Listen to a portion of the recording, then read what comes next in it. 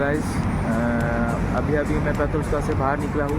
पेट्रोल्स्का में कुछ सामान लेने आया था और पेट्रोल्स्का के ही सामने एक पार्क है, उधर चलते हैं। देखो ये पार्क है, पेट्रोल्स्का के सामने ये पार्क है, उधर चलते हैं। और एक मुझे इन्फॉर्मेटिव वीडियो शेयर करना था आपके साथ, मतलब बनाना था, जिसमें मैं मेरा फर्स्ट ईयर का एक्सपीरियंस, फर्स्ट सेम तक का 2 एक्सपीरियंस शेयर करूँगा और कुछ फ्रीक्वेंटली आस्क्ड क्वेश्चन है उनका मैं आंसर देने का ट्राई करूँगा। Okay, so let's go guys. I am RM Sakpal, currently pursuing my MBBS from Yaroslavl State Medical University. अभी अभी मेरा फर्स्ट सेमेस्टर ख़त्म हुआ है और यहाँ पे रशिया में कैसा होता है कि एक एक सेमेस्टर ख़त्म होने के बाद आपको 1 वीक का हॉलीडेज़ देते हैं वो लोग। तो हॉलीडेज़ में आप एक्सप्लोर कर सकते हैं सिटी, या फिर कुछ नया सीख सकते हो। तो लेट्स गो।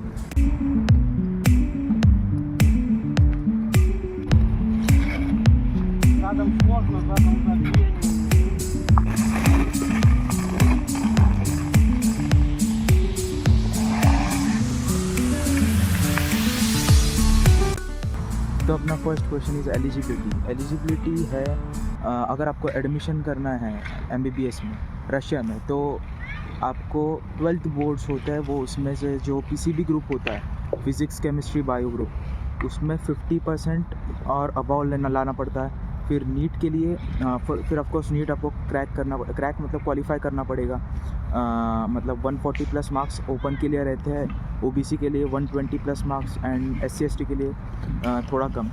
देन आपको एक एंट्रेंस एग्ज़ाम देना पड़ता है यूनिवर्सिटी का। हर एक यूनिवर्सिटी अपना अपना एंट्रेंस एग्ज़ाम कंडक्ट करती है, तो उसमें आपको पास होना पड़ता है, जो इतना डिफ़िकल्ट नहीं रहता क्योंकि उसका जो सिलेबस रहता है वो अपना नीट का ही रहता है। केमिस्ट्री और बायोलॉजी रहता है उसमें, और इंग्लिश रहता है। जो इजी रहता है वो आप इजीली पास कर पाओगे। तो अपना सेकंड क्वेश्चन होगा कि fees structure of Yaroslavl state medical university, जो मेरी यूनिवर्सिटी है, तो उसका जो ट्यूशन फ़ीस है वो है 2,63,000 रूबल्स पर एनम। देन जो हॉस्टल फ़ीस है वो है 45,000 रूबल्स पर एनम। जो अपना मेस फीस है वो वो हमें डॉलर्स में देने पड़ते हैं, $1,300 है पर एनम। तो फर्स्ट ईयर में मेस कंपलसरी है इधर, और आपको सेकेंड ईयर से आप सेल्फ कुक कर सकते हो, किचन है हर फ्लोर पे। और जो हमारे हॉस्टल्स है वो गवर्नमेंट हॉस्टल्स है ऑलमोस्ट। और जो मेडिकल इंश्योरेंस या फिर मेडिकल चेकअप्स और बायोमेट्रिक के लिए जो लगता है वो उसका 50,000 रूबल्स अलग पकड़ लीजिए। एंड अगर डोनेशंस का बात करें तो इधर कोई डोनेशंस नहीं देना पड़ता हमें। यहाँ पे डोनेशन फ्री कंट्री मानी जाती है Russia. Our next question will be, can we work in Russia after completing our MBBS? So my answer would be yes.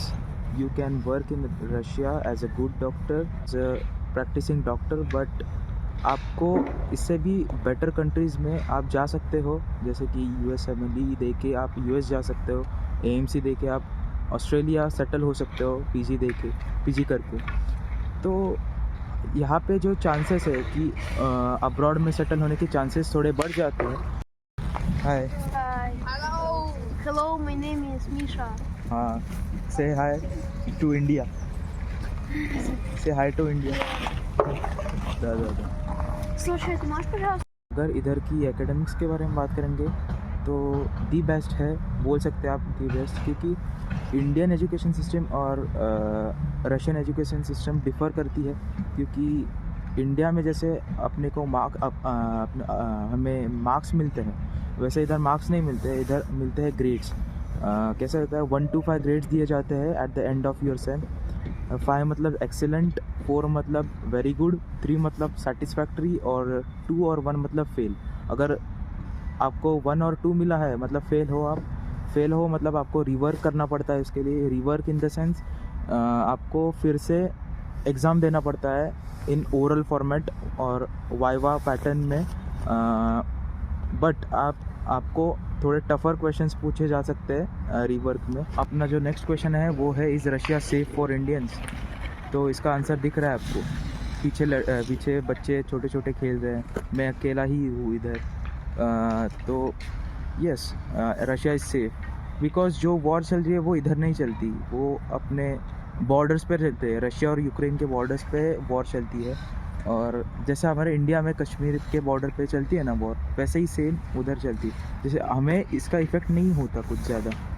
So yes, the answer will be yes, Russia is safe for Indians and the people living there. जो next question है वो है total duration of course of MBBS in Russia. तो वो है 6 years के लिए होता है और फुल्ली इंग्लिश मीडियम में पढ़ाया जाता है इधर। बट आपको फर्स्ट ईयर से थर्ड ईयर तक आपको रशियन लैंग्वेज सीखनी पड़ेगी इधर, क्योंकि यहाँ पे जो मोस्टली इंग्लिश नहीं आती इन लोगों को, रशियंस लोगों को थोड़ा हमें रशियंस पढ़ना पड़ेगा। और क्योंकि इजी पड़ता है वो, अगर रशियन पढ़ा हमने तो इजी पड़ता है इनके साथ इंटरेक्ट करने में।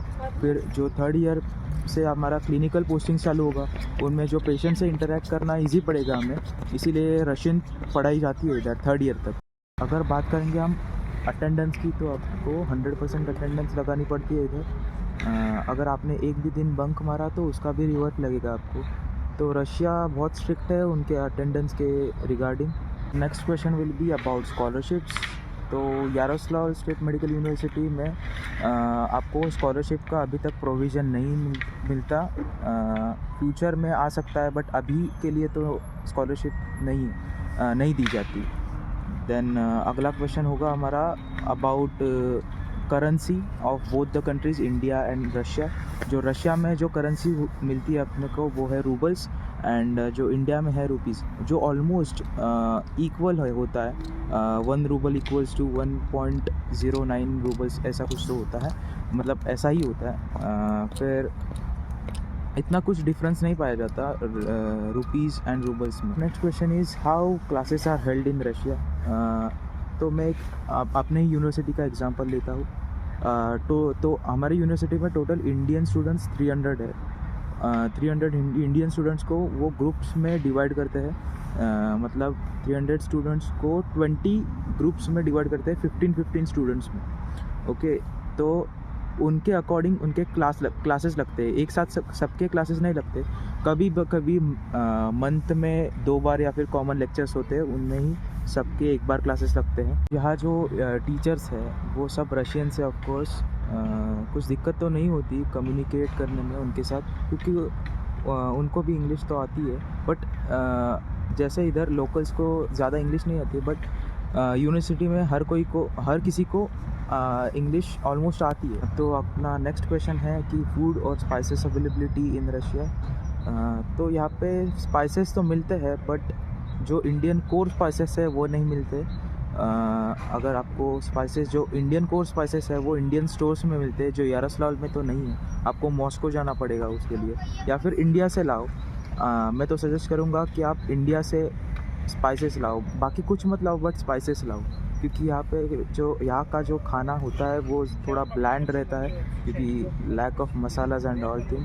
हमारा नेक्स्ट क्वेश्चन है कि how do you transfer money from India to Russia. So क्या होता है, अपना गूगल पे का अकाउंट रहता है, उस पर आपको पैसे रखना पड़ता है।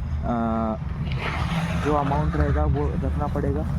फिर आपको इधर आके जो सीनियर्स है वो आपको एक्सचेंज करके देंगे, या फिर अपने जो रेक्टर्स है, हॉस्टल के रेक्टर्स होते हैं, वो मनी एक्सचेंज करके देते हैं। तो उसका कोई स्ट्रेस नहीं रहता। सिर्फ आपको आपके गूगल पे के अकाउंट में मनी डालनी पड़ती है, अमाउंट जितना भी होता है वो रुपीज़ में, और वो रुपीज़ में आपको जो सीनियर्स है या फिर रेक्टर है उनको डालना पड़ता है।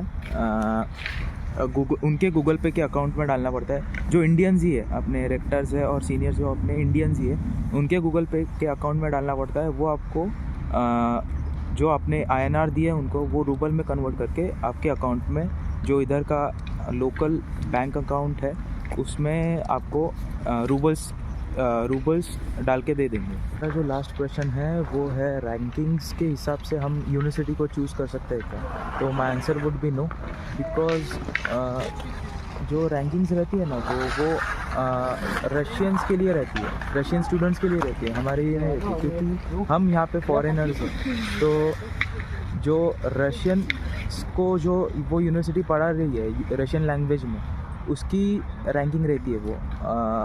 जो इंडियन स्टूडेंट्स के लिए जो वो यूनिवर्सिटी इंग्लिश में पढ़ाती है, इसकी रैंकिंग नहीं रहती वो, तो आप यूनिवर्सिटी को कैसे चूज़ कर सकते हैं? तो क्या कर सकते हैं, आपकी जो सीनियर्स है उनके कॉन्टैक्ट्स लेके बहुत सारी यूनिवर्सिटीज़ के आप उनका इंफॉर्मेशन ले लो कि क्या है ये यूनिवर्सिटी, कैसे है, वैसे आप चूज़ कर सकते हो। और ये गाइस, मैं थोड़ा बोलते वक्त फंबल कर रहा था क्योंकि यहाँ पे टेम्परेचर ही इतना कम है, -18 डिग्रीज़ टेम्परेचर है, और मैंने ग्लव्स भी आज नहीं पहने थे, तो थोड़ा कैमरे की स्टेबिलिटी थोड़ी बिगड़ गई होगी। मैंने ये थोड़ी इन्फॉर्मेटिव वीडियो थी, और मैंने ट्राई किया कि आपको ये सारे के सारे डाउट्स क्लियर कर सकूं। अगर कुछ भी एक्स्ट्रा डाउट हो तो कमेंट कर सकते हो आप लोग, या फिर डिस्क्रिप्शन में मेरी इंस्टा आईडी मिलेगी आपको, तो आप डायरेक्ट मैसेज कर सकते हो मेरे को, कोई दिक्कत नहीं है उसके लिए। Пока. Пока-пока. Пока. До свидания. До свидания.